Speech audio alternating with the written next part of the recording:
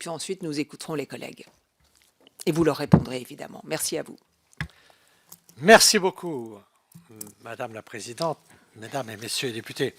Je suis très heureux de vous retrouver et de retrouver en effet Marielle de Sarnez dans ces circonstances, après tant de débats et d'amitié sur un chemin politique long mais fertile. Et je suis très heureux que dans ces circonstances, Marielle ait cette vision un peu de faire de la politique étrangère vraiment un espace de débat majeur. Je vois que votre commission prend de la puissance et je crois très important. On a trop tendance, au fond, à considérer que les problèmes intérieurs sont les problèmes dominants, ce qui n'est pas mon analyse. Et si on me demandait qu'est-ce que tu retiens de 3 ans à Matignon, comme en une seule phrase, le plus important, c'est que la France, elle est volée clos. Et qu'au fond, non, il faut se battre du matin au soir pour qu'on regarde aussi ce qui se passe à l'extérieur et les influences extérieures. Et je crois que c'est très important que notre Parlement et votre Assemblée puissent, sur ces sujets, aborder les questions difficiles avec une attitude intellectuelle ouverte. Très franchement, sur les sujets dont je vous parle aujourd'hui, je n'ai pas de certitude. Ça fait... Maintenant, je vais fêter mes 50 ans de Chine dans 2 ans. Je suis allé pour la première fois en Chine en 1970. En 50 ans, j'ai appris à m'interroger sur la Chine.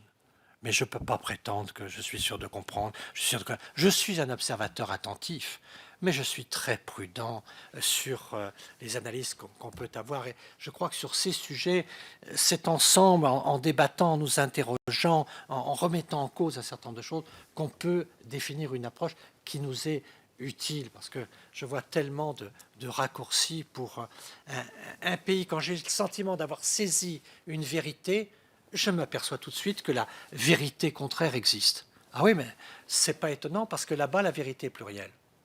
On va y revenir sur les différences culturelles, mais fondamentalement, une vérité est conditionnée par l'environnement de cette vérité.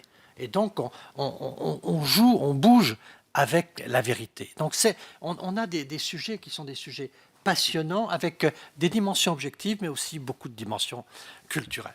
Je ne veux pas être trop long pour qu'on ait des échanges, donc je vous dirais que ce qui me paraît très important aujourd'hui, c'est que la Chine change un peu de paradigme, c'est-à-dire que pendant très longtemps, et notamment jusqu'aux présidences Hu Jintao et au Premier ministre Wen Jiabao, jusqu'à cette période-là, c'est-à-dire avant Xi Jinping, la Chine était, comme on dit en Poitou, dans une stratégie de mine de rien.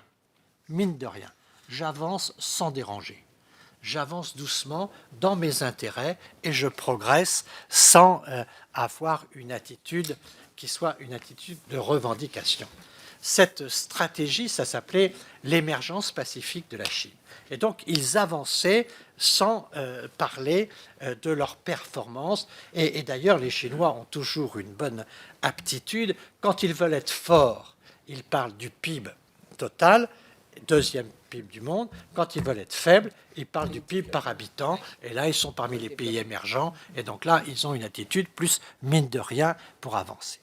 Ils étaient dans cette logique-là. On avance pour peu de prise de position à l'étranger, on développe nos propres intérêts, et pour développer nos intérêts, on joue la carte de la stabilité. On soutient tout ce qui est en place, parce que nous, pour nous développer, il faut la stabilité. Cette logique-là, au fond, elle s'est un peu achevée avec l'arrivée de Xi Jinping. Je ne crois pas que ce soit Xi Jinping qui ait créé cette situation. C'est au fond qu'à partir d'une certaine période, la Chine est devenue tellement leader dans tellement de domaines qu'elle ne pouvait plus jouer la carte de l'innocence et de l'émergence pacifique sans qu'on la voie.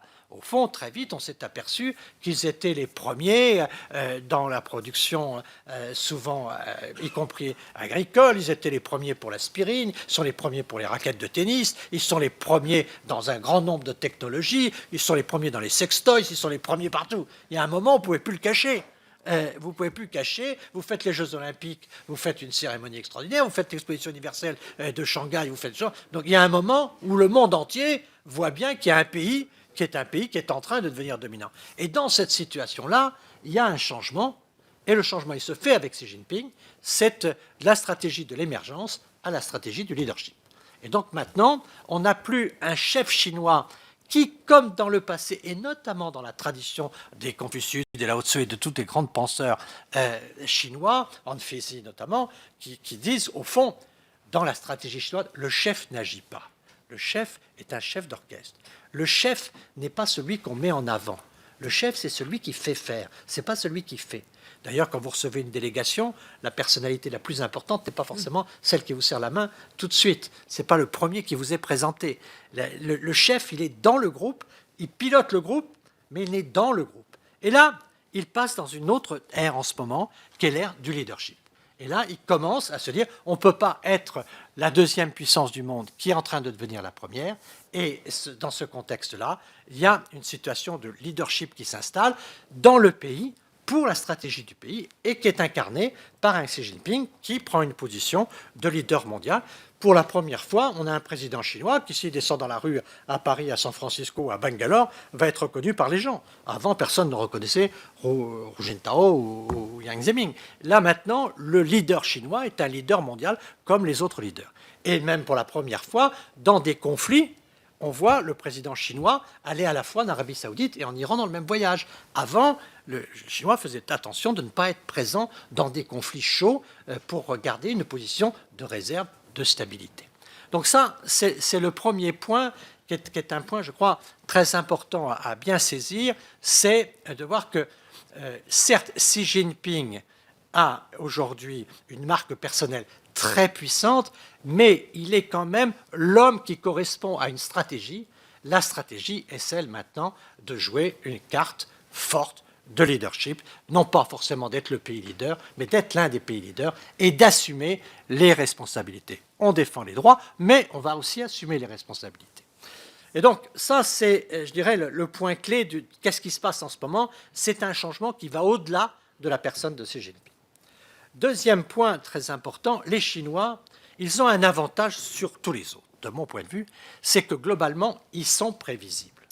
Ils écrivent ce qu'ils doivent vouloir.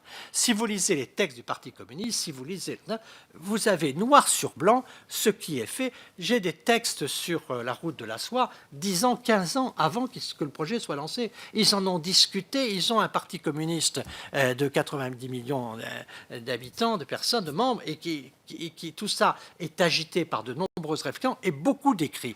Et ce qui est écrit nous donne quand même une grande vision de ce qui est engagé. Là, la stratégie de la Chine, elle est, comme ce serait pour une entreprise, quelque chose de très clair, qui a été discuté, qui a été débattu et qui est installé. Il y a un chapiteau central qui est le grand slogan, parce qu'en plus, comme tout est traduit et en anglais, en français, que les mots sont choisis par eux-mêmes, le sens est clairement défini. Il y a le grand chapiteau. Quel est leur grand objectif? La communauté de destin de l'humanité. Ça, c'est le grand chapiteau. Quel est l'objectif de la Chine? La communauté de destin de l'humanité. Ça veut dire quoi? Ça veut dire, grosso modo, que la Chine sort de sa responsabilité proprement asiatique pour se dire que l'humanité l'intéresse et que la communauté de destin de l'humanité, ça veut dire on veut jouer notre rôle international. Et cela, pour nous, alors on voit bien la partie slogan, on voit bien la partie communication, mais au-delà de cela, il y a pour nous quand même un certain nombre de points qui sont très importants. C'est que sur ces sujets-là, la Chine décide de s'engager sur un certain nombre de sujets. C'est comme ça que la Chine s'est engagée sur le climat. La planète. La planète, c'est la communauté de destin de notre humanité, c'est notre maison commune. Donc le climat, alors qu'ils avaient combattu Kyoto, ils ont combattu pour la COP21. Et donc ça fait, disons que c'est un aspect positif de ce slogan-là. Le deuxième aspect positif, en tout cas qui correspond à la politique française, c'est le multilatéralisme. C'est de se dire, au fond, on veut pouvoir parler avec tout le monde autour de la table. Et donc, on veut réinventer un multilatéralisme, on s'oppose, et on va y revenir à propos de Trump, mais on se pose la question, donc dans la tension actuelle, il faut combattre l'unilatéralisme de Trump, mais aussi l'unilatéralisme de Poutine, mais aussi Erdogan, mais aussi Rouhani, l'ensemble de ces grandes puissances aujourd'hui qui ont tendance à voir les relations internationales comme une somme d'unilatéralisme. Donc, le grand chapiteau, c'est un chapiteau qui fait que la Chine dit « Maintenant, je sors de mes frontières, je joue mon rôle, c'est pour ça que je défends l'ONU, et quand les États-Unis menacent de sortir de l'ONU, moi j'augmente mes interventions à l'ONU et je participe aux opérations de la paix. Quand les États-Unis se retirent de l'UNESCO, moi j'avance, dit la Chine, à l'UNESCO et je place le numéro 2 chinois, j'exige que le numéro 2 de Mme Azoulay soit chinois et je défends l'UNESCO. Je joue la carte du multilatéralisme, c'est-à-dire que la communauté des destins de l'humanité, c'est ma carte. Ça, c'est la bannière centrale. Après avoir fixé, comme dans un bon plan marketing, nous rappelez les bons temps des cafés Jacques Vabre, une fois que vous avez la stratégie, vous mettez la mise en œuvre. Et la mise en œuvre, c'est le deuxième étage de la fusée, c'est la route de la soie. Et tout ça, c'est organisé de manière à dire, j'ai un objectif, et cet objectif, je le mets en marche avec la route de la soie.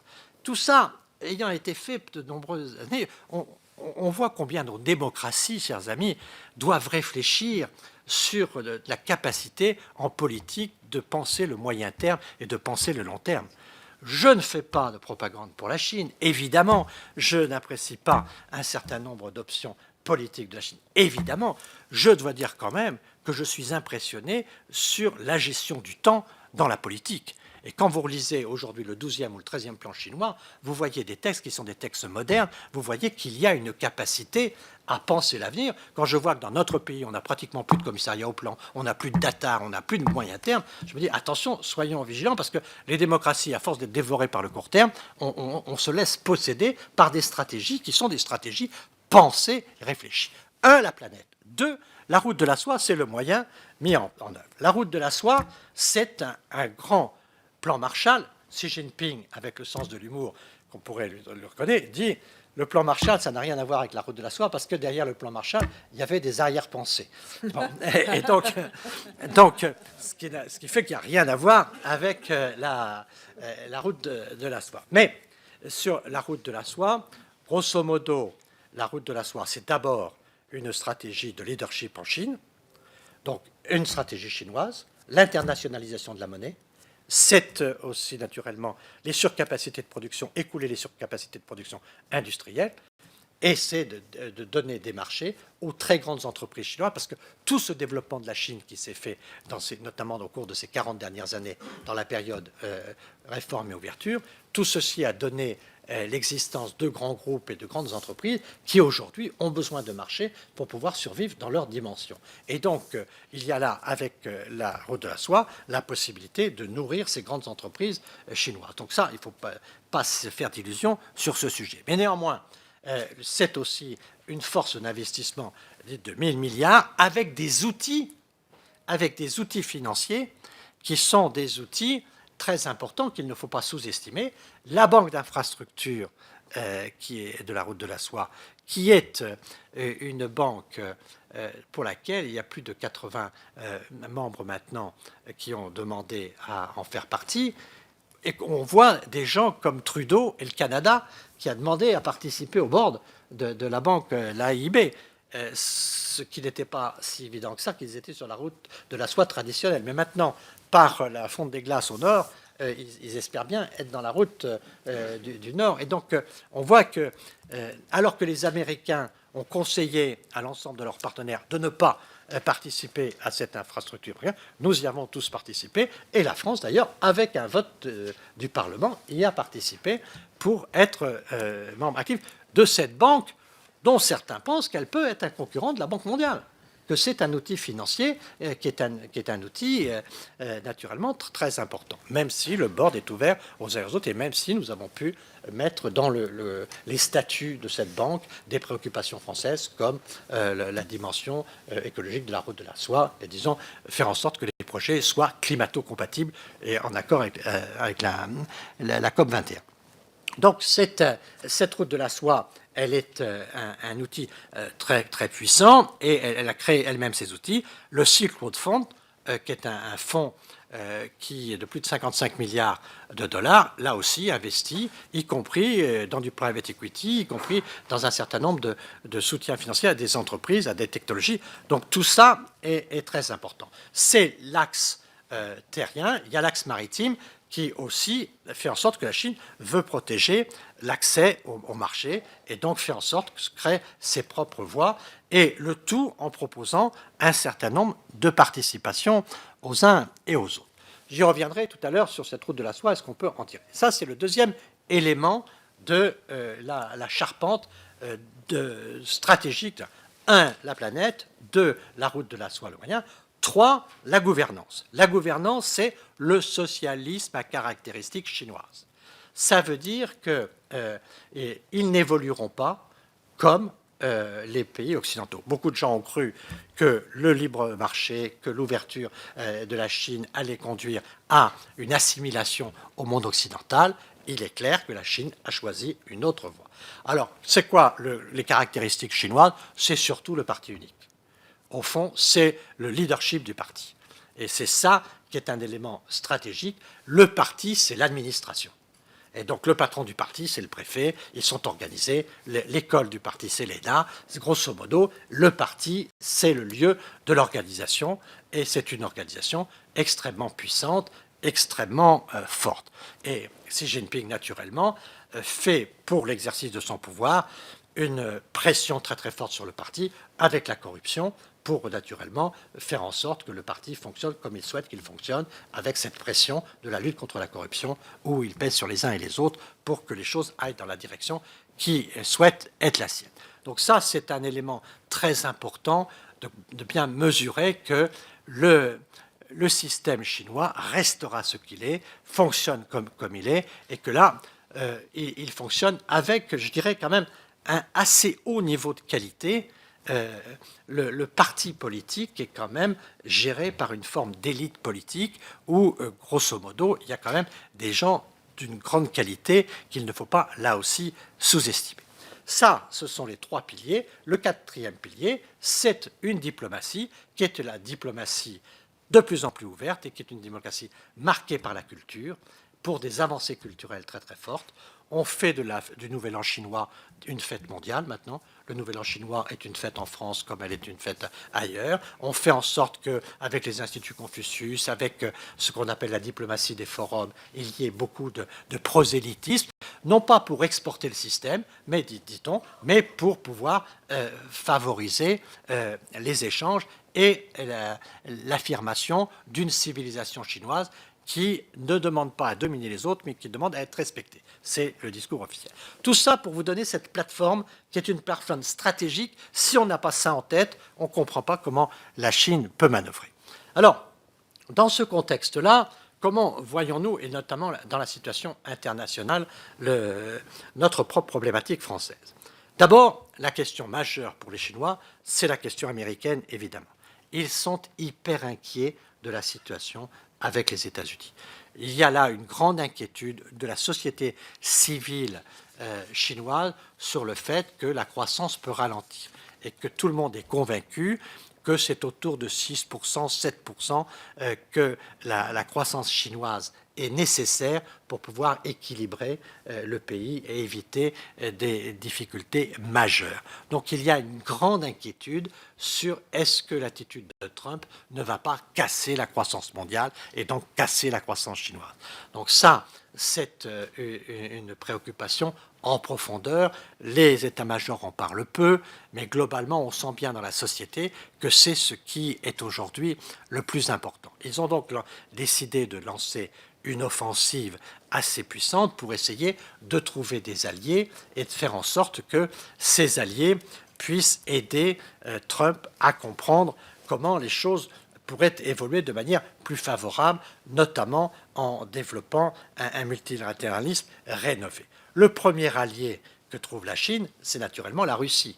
Quand l'Occident a voté des sanctions contre la Russie et que Poutine s'est trouvé plus ou moins isolé, naturellement, il a trouvé avec la Chine un partenaire qui l'a écouté, qui l'a reçu et avec lesquels ils ont construit une relation très importante. J'ai souvent entendu dire dans les chancelleries que la relation entre la Chine et la Russie ne pourrait jamais être une relation de grande proximité parce qu'il y avait l'histoire et notamment la lutte des grands partis communistes les uns contre les autres. Au total, quand vous voyez les manœuvres militaires qui ont été engagées, vous vous dites que la relation a fondamentalement changé et que globalement, il y a un axe ici qui est un axe important dont nous devons tenir compte. C'est pour ça que les routes de la soie nous posent une question stratégique. C'est vrai qu'il y a derrière la route de la soie une ambition chinoise. C'est vrai qu'il y a la volonté de sortir de leurs propres frontières. Mais la question aussi pour nous, c'est de voir comment, dans ce monde, on peut réagir vis-à-vis des États-Unis, dans ce contexte de guerre dite économique. Là, vraiment, c'est plus une question que je vous pose qu'une réponse que je forme. Mais si les choses continuent, on peut se poser la question pour nous, notamment en tant qu'Européens, qu'est-ce que veulent les États-Unis dans cette affaire? Quand on voit que les États-Unis, ont été vis-à-vis de l'euro pour la crise de la dette de l'Europe dans une position vraiment très égocentrique et que la Chine a acheté notre dette. Qui nous a aidés dans notre dette? C'est les Chinois qui ont acheté la dette. Qu'est-ce qui nous démolit tous les jours dans la presse anglo-saxonne économique sur l'euro qui n'a pas d'avenir, sur cette Europe qui est en train de se déconstruire, sur ce soutien plus ou moins clandestin mais souvent affirmé au Brexit, sur ce qui nous a amené dans le processus de sanctions à faire en sorte que les Américains nous ont fait faire une besogne qu'ils n'ont pas toujours voulu faire eux-mêmes et qui nous met dans des situations aujourd'hui très difficiles. Quand on voit ce qui personnellement me révolte, que Total soit obligé de fermer en Iran, qu'on ferme nos usines automobiles en Iran, parce que qui a touché à l'Iran ne peut plus toucher aux États-Unis par la suite. Où est notre souveraineté quand on est dans des situations comme celle-ci? On voit que sur le continent européen, il y a vraiment une pression américaine aujourd'hui qui est vraiment quelque chose de puissant. Je sais bien que les Américains ne feront pas pour mes enfants ce qu'ils ont fait pour mes parents. Et donc je vois bien qu'il y a une autre distance. Mais de là à vouloir procéder à une sorte de déconstruction de l'Europe, je pense que c'est quelque chose de très difficile. De ce point de vue-là, je me souviens de Kissinger. Et Kissinger disait qu'il fallait ouvrir les États-Unis à la Chine pour ralentir la Russie. Et il a dit encore récemment, il n'y a pas longtemps, que sa stratégie sur la Chine était en fait une stratégie d'hostilité à la Russie.